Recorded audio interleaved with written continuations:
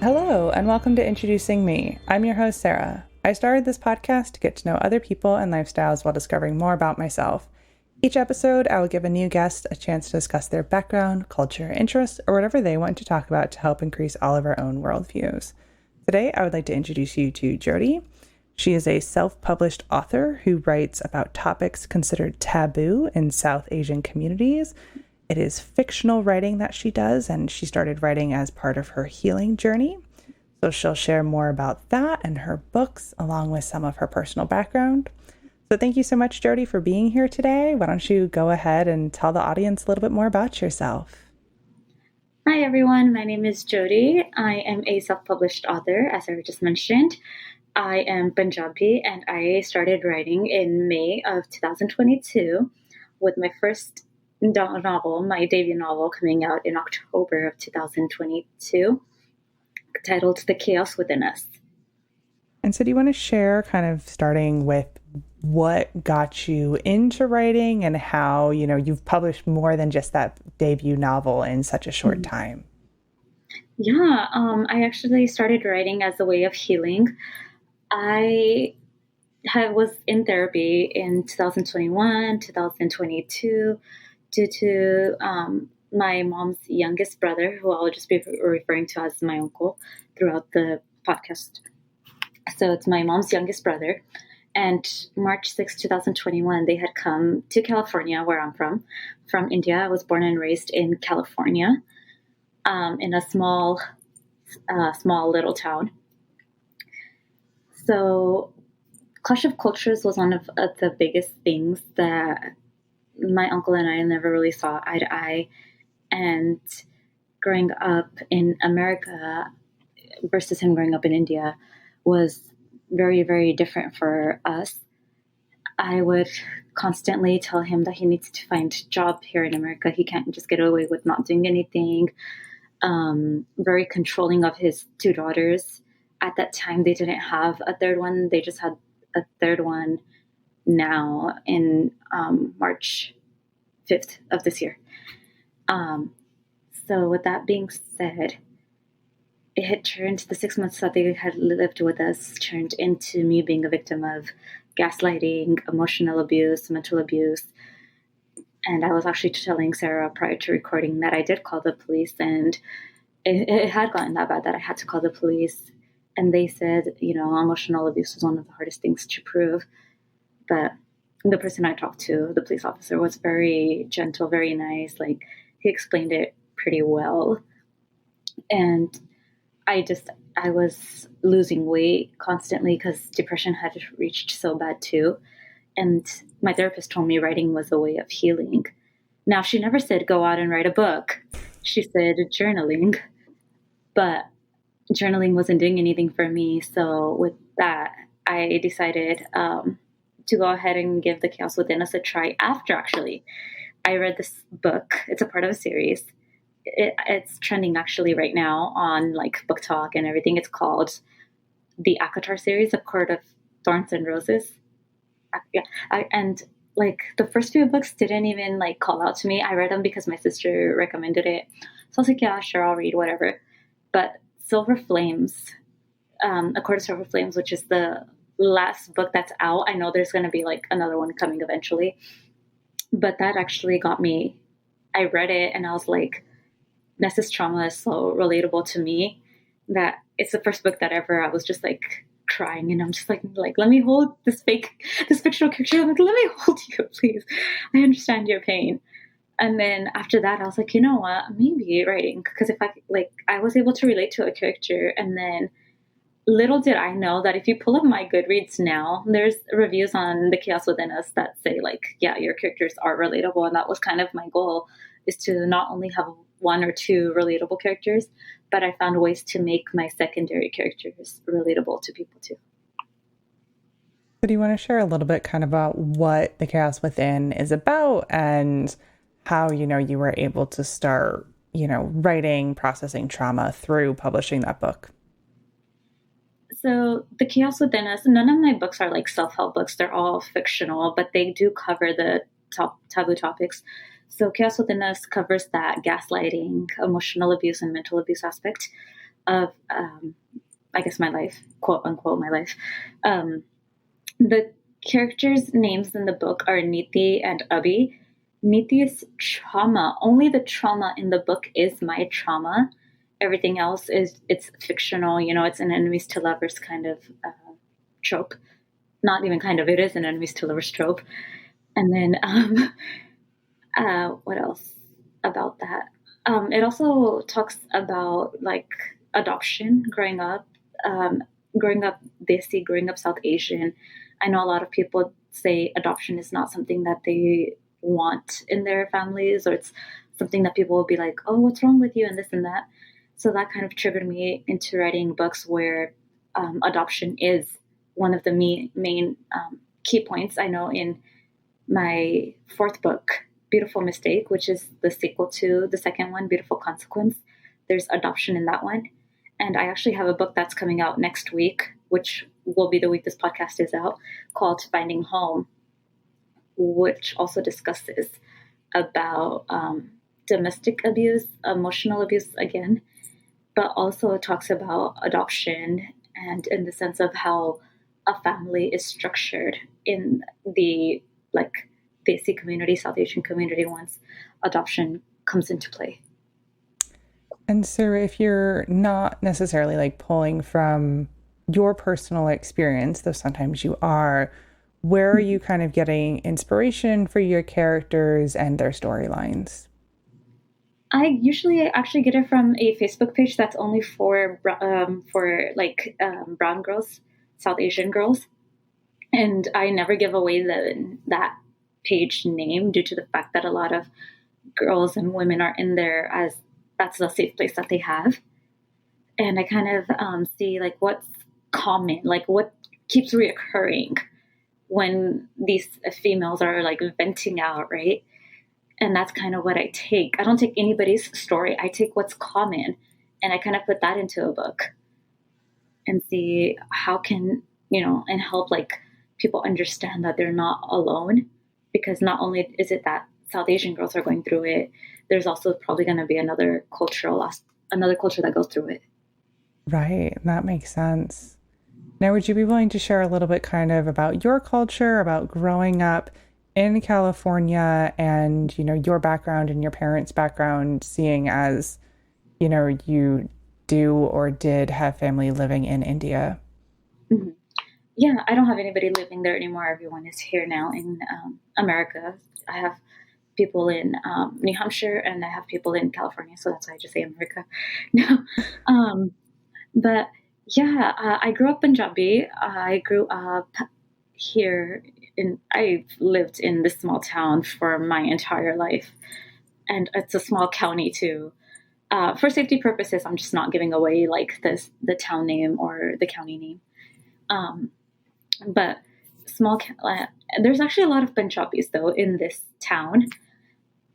And I guess I actually wasn't really connected to my culture growing up in America. Like I didn't really have Punjabi friends in elementary school, but I always knew my mother tongue because my mom always spoke to us in it.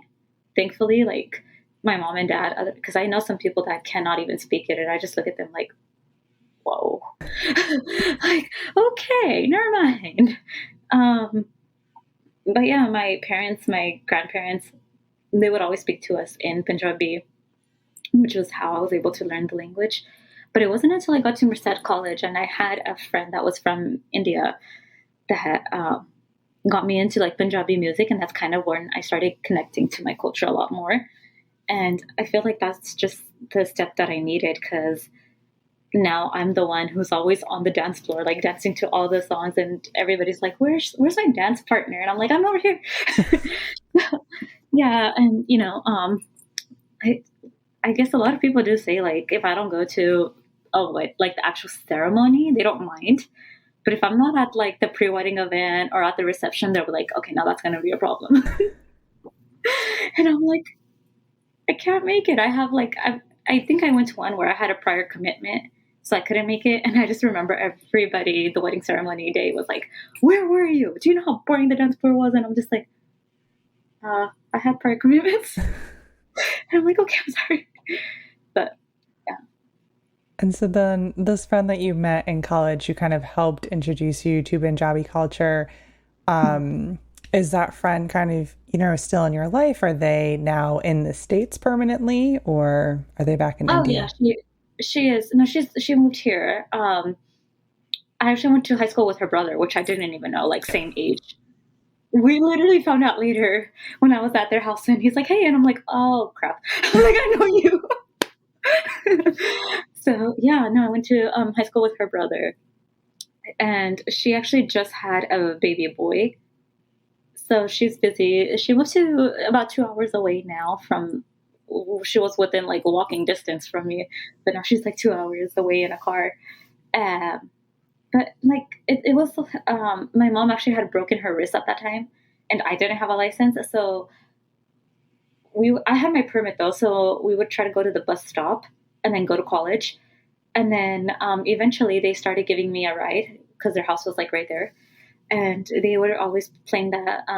They would always be playing Punjabi music, and eventually I started listening to it. I found out about Punjabi artists. I got into Punjabi movies because growing up, I was raised more like on Bollywood, but then I got to the point where I didn't really like Bollywood. I would just watch more American movies, especially like every winter, even now, like my sister and I have a tradition where we'll get hot chocolate and we watch Harry Potter.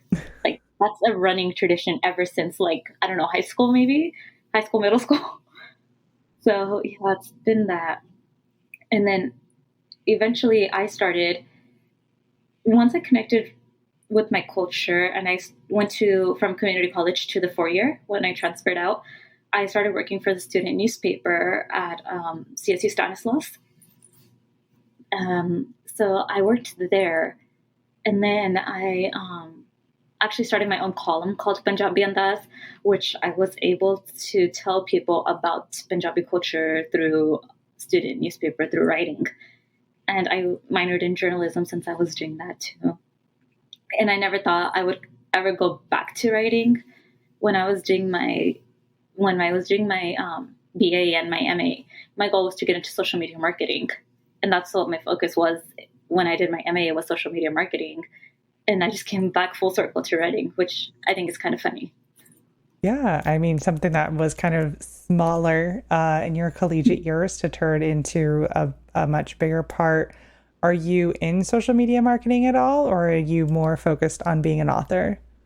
I am looking for work. I'm still looking for work. I'll say that. It's funny. They say come so broad you can do anything, and I'm like, well, I'm trying to do anything right now. I can't find a job. But I don't know. I think the fact I graduated 2021 with my master's, so I technically graduated in the pandemic, where I was unable to get an internship. So that kind of stops me from finding work too. I just get temp roles. And I am thankful though. I'm very grateful because without this break, I feel like I would have never had the chance to become an author, be on podcast, and meet other people through like Bookstagram and stuff. So then are you planning on continuing to write and publish even more? I have Finding Home coming out next week. I took a break from March after I released Better Than Him, and that was my book before my break. I wasn't sure I wanted to continue writing or continuing, or if I wanted to. I do want a full time like job, right? So I am looking around, but after that, I wasn't like too sure. And in the meantime, I just went back to writing, and I have 4 books that I've written. So I guess in total, I have written 10 books. I just have to release those 4, with one of them coming out next week. So then 3 more to go after that. And so what is the writing process kind of like for you in, first having the idea for a book to getting it to the point where you are ready to publish it? For me, I guess it really depends on if I want that book to have a sequel. So my first goal was to only write 4 books. So in Beautiful Mistake, which is the sequel to Beautiful Consequence, you see obviously the characters of Beautiful Consequence, but you also see the characters of The Chaos Within Us and The Chance We Took, because I thought I was just going to be done after that. Contracted Together was never supposed to happen. It was never planned. But then my sister said to me, and my cousin from New Hampshire was in the car. He was raised in America too.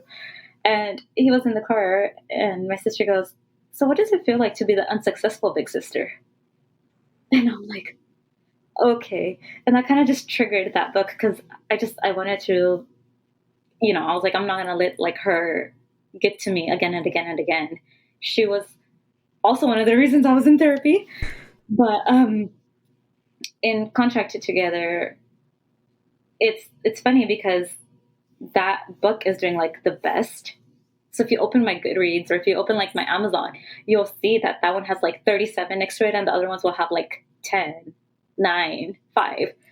And I'm like, yep, that was a revenge book. And it's doing exactly that. And so, what does it kind of mean to be someone who self-publishes, to have to kind of put yourself out there for your books? It's harder. It's way harder than being with an agency. You see books like the Twisted series, which I liked only like 2 books, the last 2 in the Twisted. No offense, Anna Hong, if you're listening. Like, I only liked the last 2 books, and then I haven't even read King of Pride. I never bothered with anything again. And then like Coho books, like a lot of people do not like Coho books, me included. It's like those books will get the hype because they have publishers and they have the PR and they have the team, I guess you can say, to go ahead and get it out and get the word trending to everyone. Whereas for me, I am my own team. I guess you can say I am my own social media marketer. I am my own like author. I'm the person that has to find people to make the cover art. I have to look through. One way I promote is actually look through Instagram because I don't have TikTok, but I look through Instagram to see people that read. So they have their Bookstagram account. And I'll reach out to them and I'm like, hey, I'm a self-published author. And I would love to send you a PDF copy if you would like to review it. And then that's kind of how I get my word out, is because some will say no, some will completely ignore you because they think it's spam. But some will actually take it and they'll make a post on their Instagram. And I always make sure they have like a good following to follower ratio first. And then when they make their post, I'll like go through the comments and see that other people are interested based off the review that has been given by the person that read the book. And from there, it helps me in getting the word out. And then I know one person who like makes reels for my books as well. And her Instagram is like Ruhani Reads Romance. So, and she does pretty well too, like with the reels that she makes. Nice. And so it's definitely kind of, it is a bit of a full-time job to be, promoting yourself and putting yourself out there. Mm-hmm. And then you don't really get paid like full-time position. The royalties are only like $2 to $3, which is why books are so expensive, because we have to price it to like $16, $17. So we make something from it. And how are your books print only, or do you also have like ebook options or anything like that? Yes, I do. I make the person who does my layout. One thing about me is my team, quote unquote, because people change all the time, is from Etsy. So my editor, I found her on Etsy. Some of the people that do the cover design, I found them on Etsy. Finding Home and The Chance We Took. And then I have another book, which is like my 10th book, which will have like sunflowers on the cover. And those are actually friends I made on Twitter through K-pop, because I'm into K-pop too. So they actually do art on the side, and they did those covers.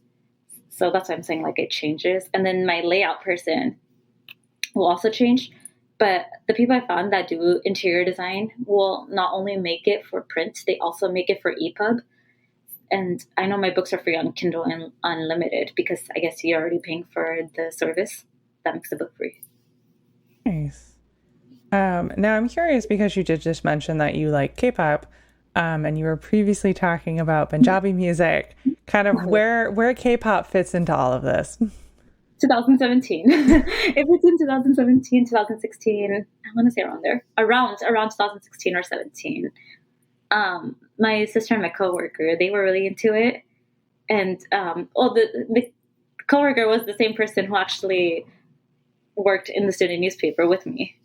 So we would be sitting and she would be playing it. And then whenever I was home, my sister would be playing it. So I just gave it a chance.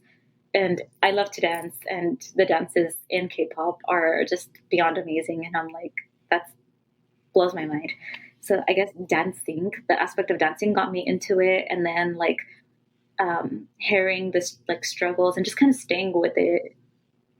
Because I know K-pop idols, if to debut, they go through a very rough and rigorous training, and like some people make it and some people don't even, like they have to just give up.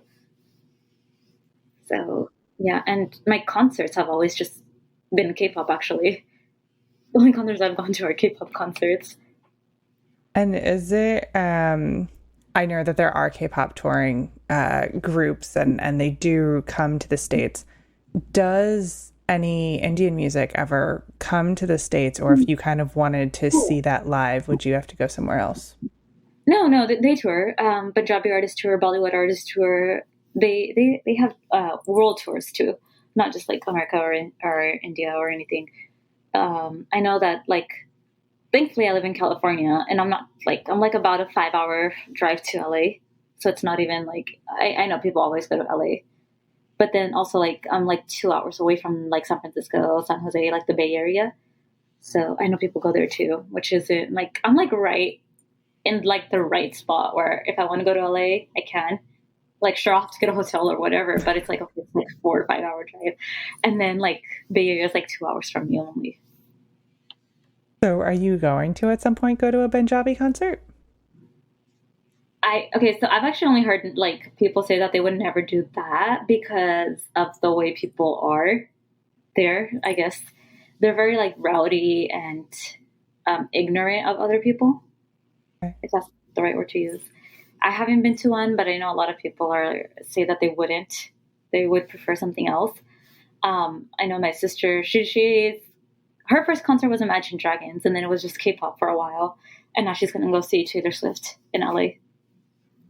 So it's different for us. Like the only concerts I do love like events, I guess I can say. But concerts wise, I've only been to K-pop. But events wise, I've been to like I'm a Niners fan, so I've been to Niners games. I've been to Golden State Warriors basketball games. We grew up. My grandpa, when he babysat us, he would watch wrestling, so we grew up on WWE.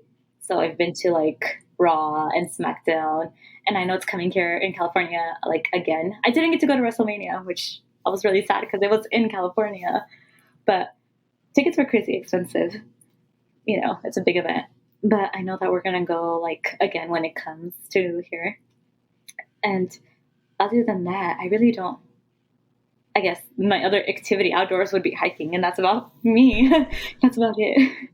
So Yeah, I mean it's a wide breadth of different things that you have interest and passion about. one of my characters actually in the 10th book, I'm just gonna really quickly pull up the name because I renamed it when I gave her the title.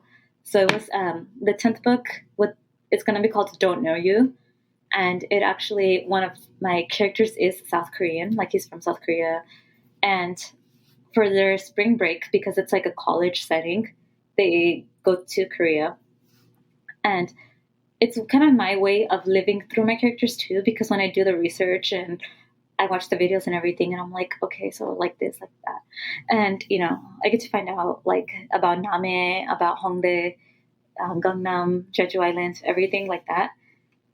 So I want to make sure that I put that right representation into my book too, so none of my representation is not researched. Mhm. And that's so important in having different representation, that it is accurate representation for the cultures and places that you're setting your books in. Yeah, and like I also try to make less seen cultures or religions and put them into my novel. like Sikhism. We see characters with like dating Dr. Dale that are like Indian, um, but you don't see a lot of Punjabi characters, right? So that's one of my goals too, is to put Punjabi representation out in the world. I know there's like now more Asian representation with like things like Squid Games trending and like K-pop trending, K-dramas, K-pop. So I saw that too, but not as much as there's like other characters, other representations. So that's one of my reasons that I try to do like a Japanese character or a South Korean character or a Middle Eastern character. Yeah, I think that is so important to want to have that representation and then to do it accurately. Mm-hmm. Now, I feel like you did mention that you live a little bit vicariously through your characters when doing research in different places. So do you want to travel to some of these places where your books are located? Oh, without a doubt, yeah, without a doubt. After I do my research, and then I'll find like the pros and cons too, as well, and then I'll debate if I want to put that place in. And even when I do that, whenever I put places in for like a honeymoon or like a business tour, for the characters that are CEOs, business meetings or spring breaks, because I do have books that are set in college and have books that are set in like high school. My goal is to also put places you don't see quite often. In one of my books, I just put like Cartagena, Colombia, which I didn't see it, Colombia like represented in a book. Maybe I'm not reading the right books, but I never saw that, And then there's Seychelles. I might be pronouncing it wrong, but that's in Africa. So there's like these places that here and there I will put like popular kind of places like Barcelona or like Cabo in Mexico. But the goal is always to have it like other places that when people pick up the book and they're like, that's my country, or oh shit, I'm from here. Like, that's so cool. So, yeah. Yeah. Now, did you, when you were younger and like absorbing media, did you see yourself reflected in any sort of media? Mm-mm, never. No, not really. Because even like the only Indian aspect I guess that I got growing up was like Harry Potter with the twins. And even that wasn't Punjabi representation. It was South Asian representation, but it wasn't Punjabi representation. And I know in this new Spider-Man movie that just came out, they actually had a turban, a guy with a turban. So that was pretty cool. A lot of people were talking about that. Yeah. Would you be willing to kind of, in simplistic terms, explain kind of the difference of what Punjabi representation is kind of compared to other South Asian culture representation that you might have seen? Okay, I'll try. No guarantee. This is the first time somebody has ever asked me that. I'll try. But so Punjabi representation is basically, for me, I know there's Punjabi Hindus, but I focus primarily on Punjabi Sikhs and Punjabi culture based in India, not Punjab based in Pakistan. For those of you that didn't know, there's two Punjabs too, I guess, due to the 1947 partition. So a lot of people speak Punjabi, but they're in Pakistan, or they speak Punjabi and they're in India. So my representation is always based on India Punjab, due to the fact that that's the Punjabi I will fall under. And a lot of Sikhism references are made. I know in the chants we took, I talked about Vaisakhi, which is the Sikh New Year, and I kind of talked about why it's celebrated. And then I talked about like superstitions that people believe in. I don't believe in superstitions, like at all. I don't know why. I just never wrap my head around it, because they'll say like, don't do this, and then I'll go do it, and then the thing will happen. And then I'm like, okay, proved wrong. Right? So there's that. But I guess a lot of representation, even in Never Have I Ever, is not like Punjabi representation. I don't know if have you heard that Netflix show, Never Have I Ever? I feel like it sounds familiar, but I don't consume a lot of media, to be totally honest. So, but it's there in the back of my brain. I'm like, I have heard of it. What about Bridgerton? That I've heard of. That I know what Bridgerton is. Yeah, but I've never watched it, but I know what it is. see, that's South Asian representation. Even in the first, I want to say it was the first season of Love is Blind. It probably was because I never gave a crap about it afterwards. So, yeah, it probably was the first season. It's all South Asian representation, meaning more like Hindu cultures and like Tamil culture and like their religions. Sorry, like religions and cultures with very, very, very little Punjabi representation, like ever in any media, like Netflix, Hulu, Prime, anything. So that's what I'm saying. Like, hopefully, my books one day can be successful enough to have that Punjabi representation on Netflix or as a movie or on Hulu or anywhere. Yeah. Well, I appreciate you kind of working through all of that and sharing a little bit more detail, as it, different cultures are always something to be interested in and learn more about and know that, there are differences. It isn't just one conglomerate in India. Yeah. I And know one thing my aunt told me recently when my cousin was getting married, and somebody was asking me, when's the last time you went to India? And I was like, 2009. And after that, they were like, oh, like you should go again. And my aunt, she was like, India's just a one-time thing. If you've seen it, you've seen it. And I couldn't agree anymore with her. Like, if you go once, that's more than enough. You do. It's not one place you're gonna be like, oh, I can't wait to go back. Like, to me, my cousin's getting married in February, and I'm like, I telling my mom, like, do I have to go?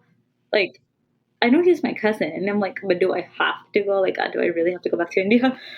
And whereas the only reason I would go is I can stop in South Korea and not have to waste like 1,200 or 1,000, $1,300 on a plane ticket just to go to South Korea again, or like Asia. Like, I think Asia's very beautiful, like the countries there, from what I've seen on social media and what I've seen on like YouTube and everything.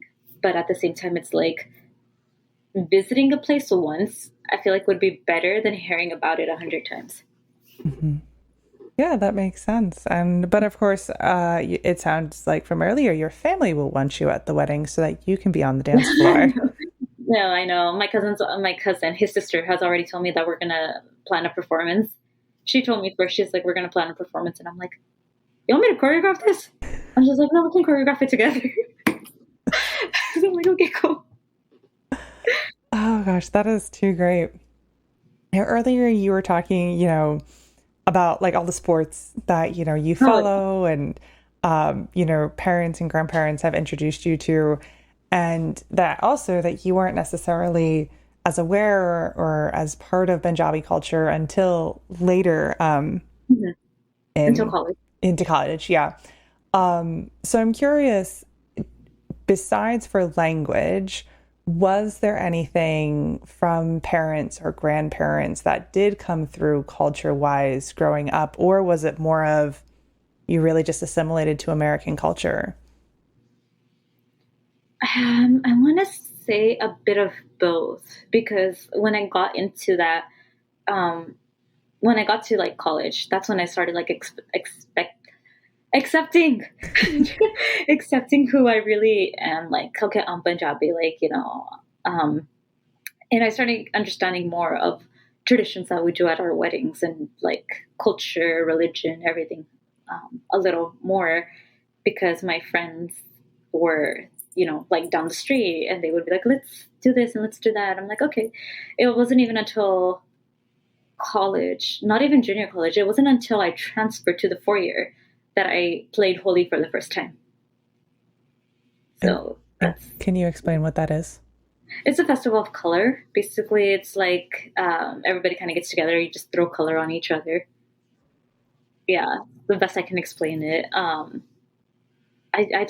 I didn't really grow up playing it, Hmm. so I really can't explain it a lot. Even my characters don't play Holi. They celebrate Vaisakhi though, because that's more of a Punjabi Sikh holiday. I also have a character in Better Than Him. I think that's the only character I have that are like the main characters that are mixed. So it's like mixed Punjabi Italian because one, I've always wanted to go to Italy, so I loved researching it.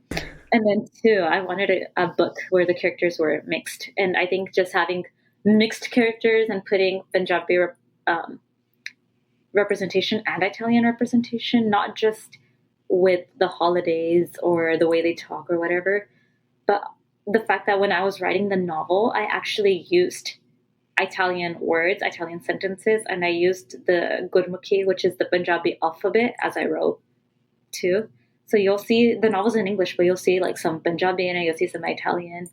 And I was like, that's a perfect thing to do before taking a break from publishing. Like, I didn't stop writing. I mean, I stopped writing now that I have 10 books out, like done. I mean, not out, but like done. But that's what I wanted to do, is something nice, I guess, something different before going on that break. Yeah, I think that makes a lot of sense. Now, because having mixed characters was important to you, and you've talked about some cousins and some weddings and stuff like that. In Punjabi culture, is it often that you marry someone who's Punjabi, or is there an acceptance of marrying someone outside of your culture? Okay, well, honestly, it really depends on the family, because I know that I have cousins that are married outside the culture, right? My dad's youngest brother, he's married to a Mexican, and she's just one of the sweetest people, and their kids are just the cutest too, right? And then I know, like, my grandma always tells me like, oh, you need to marry a Punjabi so I can talk to him or whatever. But then I always tell myself, I'm like, will I be happy? Because growing up, now that I see my religion and I see like my culture, like the Indian culture in general, and I'm not talking just Punjabi, like South Asian in general, and you kind of see what kind of guys they are, and you realize, oh, like maybe I will not be happy, because I read a lot about adoption. Adoption is something I've always wanted to do since middle school.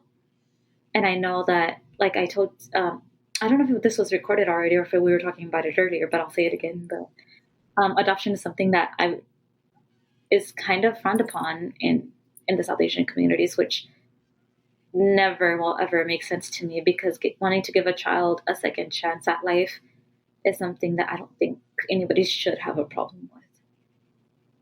Yeah, there are some divisive opinions on some what should be easy Yeah. things to gather. Yeah. So I think, you did mention how you have put adoption into at least one of your books. And I think those sort of passions and kind of like good ways of life is important to see. And whether it's culture or adoption, having more places where people can see it positively is really important. Yeah, my thesis actually for my master's degree was on adoption in South Asian communities and how it's like frowned upon. So originally my thesis was supposed to be like a podcast, but then COVID hit, so I had to like actually do a written thesis, and I was like, this sucks. But yeah, so I'm very big on addressing these issues, and like way in the start, we mentioned taboo. If I'm just gonna go through really quickly and kind of go through which book has what. Go ahead. Okay, so Chaos Within Us debut novel has emotional abuse, gaslighting, and mental abuse. What's a Beautiful Consequence has domestic abuse, but it also talks about talks about menstrual health, which is a topic that South Asian women do not know anything about growing up.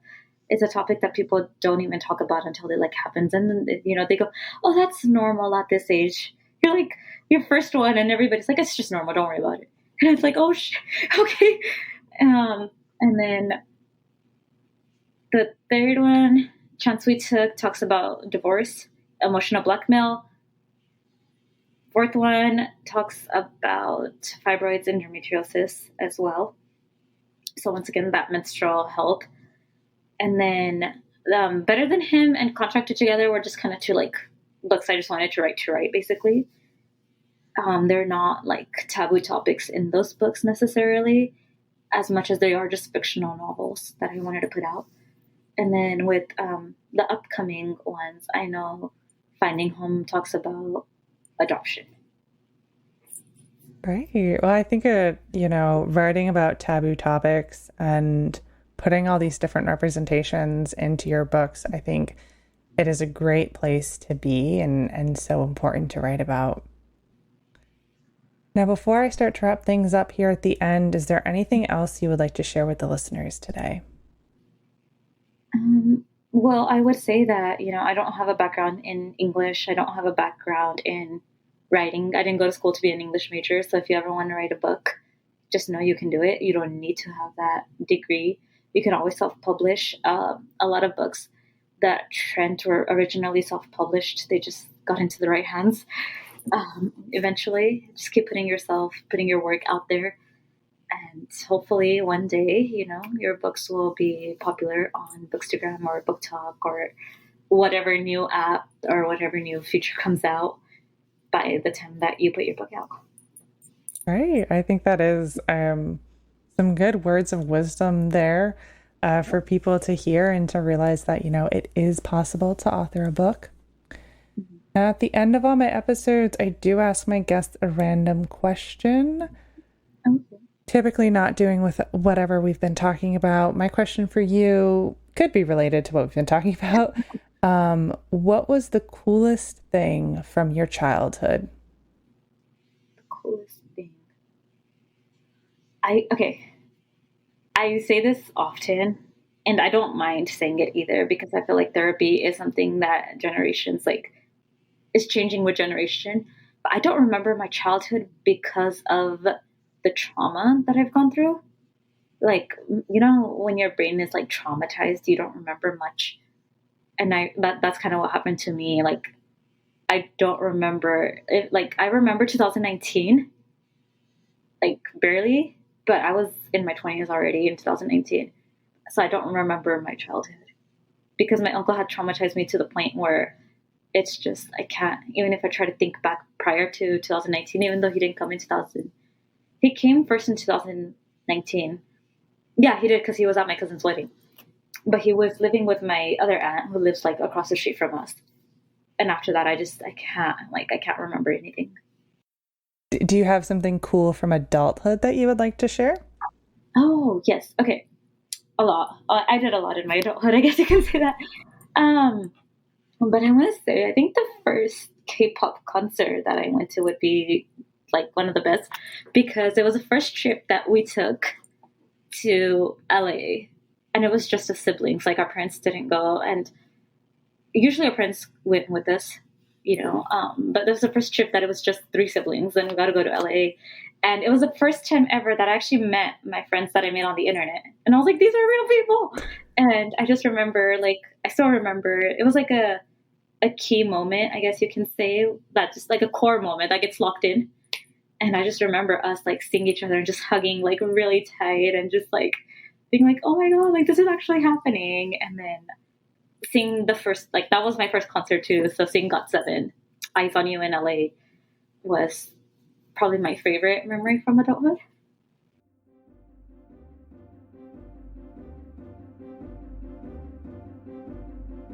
All right, that brings this episode to a close. So, of course, if you would like to connect with Jyoti and see some of her books, I'll be leaving plenty of links in the description. So you've got her website, you've got her Instagram, you've got her Goodreads profile. So if you do read some of her books, go there and review them and let her know how great they are.